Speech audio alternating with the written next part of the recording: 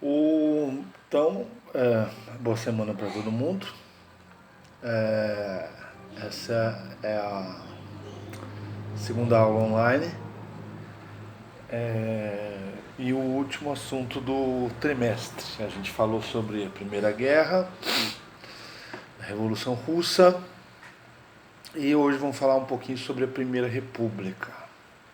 Embora aparentemente possa parecer que não se encaixa.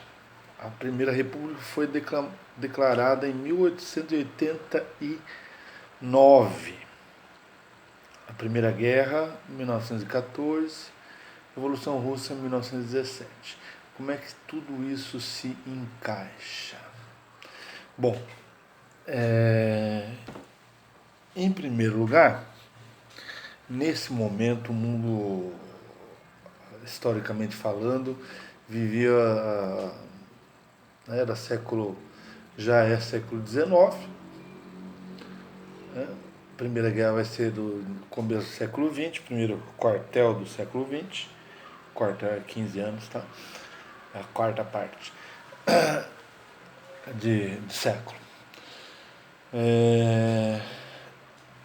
E a maior parte dos países já estava sob uma economia democrática, republicana, república e tal. E você tinha dois lugares no mundo, na verdade não sei se mais lugares, mas enfim, era somente a Rússia e o Brasil que eram monarquias, e uma monarquia mais absolutista, uma monarquia onde o rei tem todos os poderes. Na Inglaterra tinha rei, mas ele não tinha o poder, né? Ele só reinava, vamos dizer assim. Ele é um representante. Na Inglaterra ele é um representante do país. Né? Então, a Primeira República, ela vai ser declamada por um conjunto de pessoas ligadas a uma modernização, a uma oposição, como a gente pode dizer à época. Né? Haviam dois partidos, o Partido dos Republicanos e o Partido Monarquista, né? O Partido Português. Mas o Brasil sempre foi um país muito agrário, mas começa a surgir aí um outro tipo de elite aí, bastante industrial, né? Vamos dizer assim, a burguesia, o capitalismo cresce no Brasil, as fábricas, né? Tanto que em 1917, por exemplo, no ano da Revolução Russa, acontece no Brasil a primeira grande greve geral de operários de São Paulo. Eles pararam em São Paulo em 1917. Mas aí é um outro contexto, tá ligado ao movimento anarquista que veio junto o, com os italianos, né, com a imigração italiana. Mas nesse momento, né, nos seus anos 1800, Dom Pedro, a monarquia, ela vamos dizer, se sustentava em alguns pilares. Né? Um desses pilares era a igreja, o outro pilar, os coronéis, os fazendeiros, e a escravidão, que favorecia mais aos fazendeiros. Né? E aos poucos essas coisas foram acabando. A escravidão já era insustentável economicamente falando, porque a Inglaterra não queria. A Inglaterra estava forçando através de várias leis, derrubando navio, enfim. Eles queriam a liberdade porque eles precisavam de pessoas que comprassem, não, né, escravos. Escravo não compra. Então acabou a escravidão. A Igreja Católica deixou de apoiar por conta de apoios do imperador, né, Dom Pedro II, com a maçonaria. Né? E com os fazendeiros ele automaticamente já fica mal por conta do fim da escravidão e por favorecer é, outros lugares. São Paulo nessa época, né, como ainda é hoje, está se despontando como um centro industrial, um centro por excelência capitalista. E eles começaram a ganhar bastante dinheiro, né, a gerar bastante recursos, mas no sistema monárquico, todo o dinheiro dos impostos ia para o Rio de Janeiro, capital do Império, e de lá o imperador distribuía como ele bem entendia. Né? E São Paulo, então, pessoal principalmente de São Paulo, mas profissionais liberais do Brasil todo. O que é um profissional liberal? Aquele que não está ligado a uma fábrica. Então, médico, advogado, jornalista, são profissões que só depende dele. Tá? Bom, então essa nova elite republicana, né, almeja aí um federalismo. Por que esses caras querem federalismo? Para as elites locais, São Paulo tinha uma elite já industrial, mas anterior a essa elite industrial, a elite do café, porque o dinheiro do café acaba indo para a indústria. Né? Então essa elite do café, ela quer mais poder. Para ter mais poder, qual o melhor sistema? O sistema federalista. Assim como é nos Estados Unidos. Nos Estados Unidos, você tem uma Constituição Geral para todos os 50 estados, mas você tem também leis de cada estado. Cada estado tem autonomia para fazer leis, e leis assim como, por exemplo, pena de morte. Legalização da maconha, que não é em todos os Estados Unidos, são alguns estados. Jovens que em alguns estados podem dirigir com 16, em outro estado não. Algum lugar o cara morre, né? Pena de morte, já falei, pena de morte. No outro não tem pena de morte. Então assim, é muito diferente um do outro. E enfim, então tipo assim, fica mais, na prática fica mais dinheiro. E esse dinheiro então é revertido dentro do Estado, né, sendo utilizado pelas elites locais.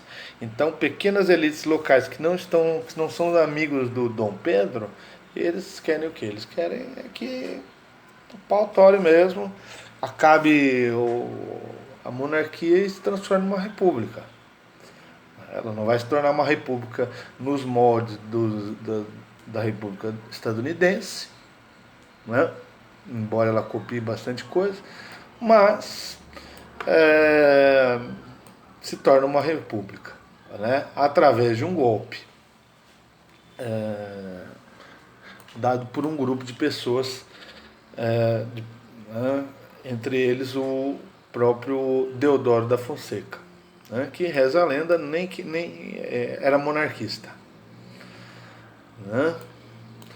Bom, nessa primeira república, tá, vão se formar dois novos grupos políticos, o grupo dos conservadores e o grupo dos liberais. Né? A primeira fase da república é uma implantação da república. A gente chama de República da Espada. Né? O Deodoro da Fonseca acho que fica 1 ano ou 2, e aí ele abdica do posto e entra o vice dele, Floriano Peixoto, que termina e eu acho que até fica um pouco mais no seu mandato. Né? Então esse período é chamado de República da Espada, onde, por quê? Porque vai ter guerra, nem todos os estados do país querem esse federalismo. Né? Você tem elites aí que são monarquistas.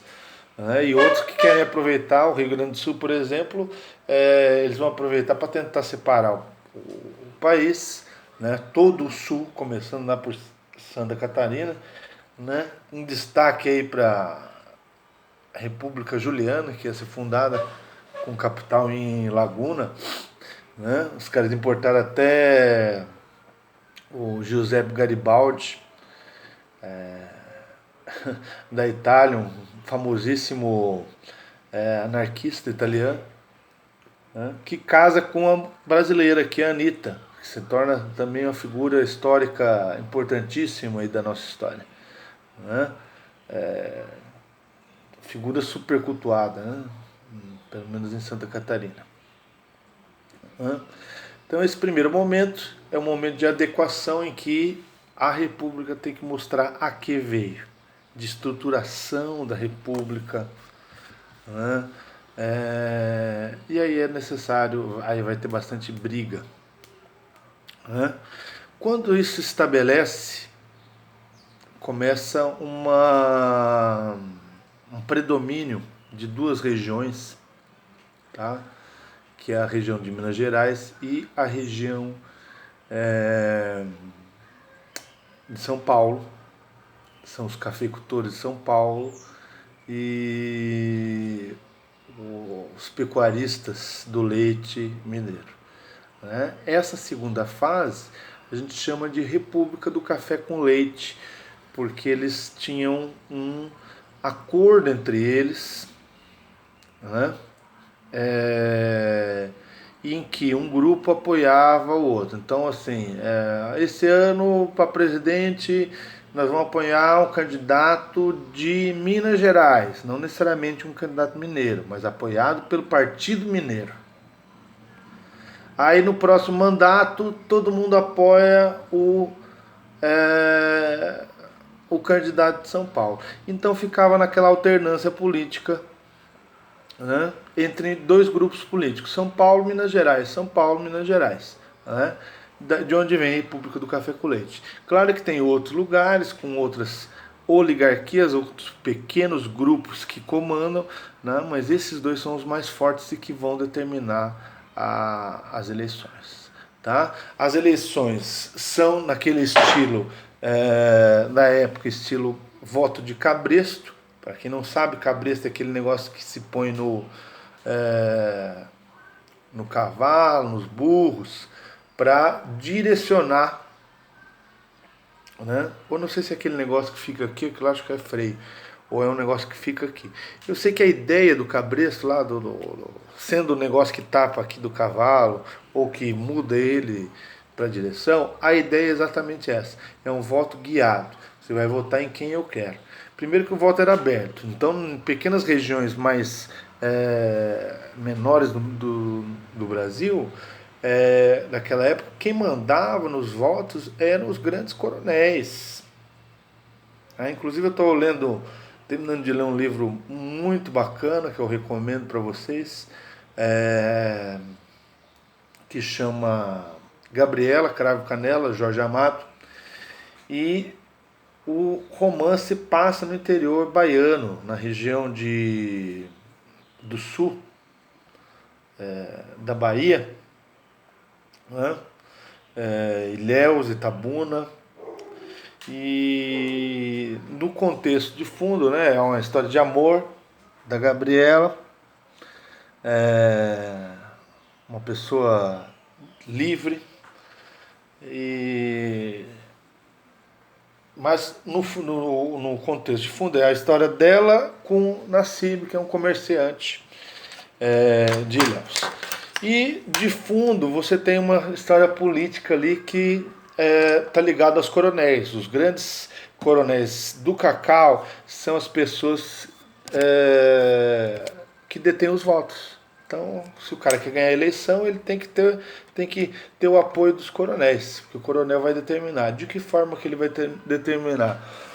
Desde a influência direta, tipo assim, o coronel falou, tá falado, até o capanga do lado da urna, morto votando, muita fraude eleitoral, enfim. Então sempre ganhava quem eles queriam. Não tinha Não tinha escapatória. Tá?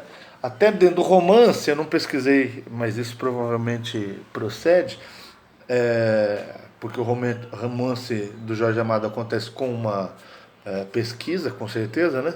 Mas assim, ele fala sobre o fato do tipo, o fulano que é meu inimigo político, ele pode ganhar no voto, daí chega lá no governo do estado, como deputado, e o governo do estado pega e não aceita esse cara aí. Então tinha mais essa, o governo podia aceitar ou não um determinado candidato, tá?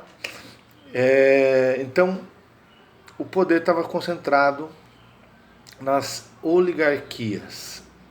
Oligoarquia, governo, pequenos grupos. Essas oligarquias são os coronéis, que comandam regiões inteiras, são donos de votos de pessoas. Né? E, enfim, tá? Isso que eu estou falando para vocês está ligado ao conceito de coronelismo. São práticas aí muito características dessa época, tá? Da Primeira República até 1930, que a gente vai falar numa outra aula, tá? Bom, vocês no roteiro de estudo dessa semana tem essa aula, tem o capítulo do livro em PDF ou no livro de vocês falando sobre República. Vou deixar um videozinho extra aí para vocês, bem bacana, bem divertido, que ilustra o momento e as forças políticas no momento da proclamação, tá? Enfim, assistam, façam o exercício, treinem e logo mais, até o final de semana, estou passando uma atividade aí que vale nota, fechando 100 pontos e preparando aí para a questão da recuperação de conteúdos, né, também no valor de 100 pontos. Tá? Eu tenho visto muita gente, ninguém não vi perguntando para mim, mas de qualquer forma, no grupo de vocês falando sobre a questão das atividades, então eu quero relembrar. Só irão fazer as minhas atividades, as atividades da CED faz, se quiser de repente, né, é um ganho a mais de conhecimento, não sei se a aula é boa ou não, eu nem assisti para falar a verdade, mas como ela está fora do meu programa, eu estou fazendo as minhas aulas e passando aqui para vocês, tá? Então as aulas da CED não têm que ser feitas, ok? Qualquer dúvida, eu atenderei vocês no horário das aulas. Como não tem muita gente, pode ser à tarde também. Eu só não vou atender depois das 6 horas da tarde. Ok, gente? Boa semana a todos, bons estudos aí.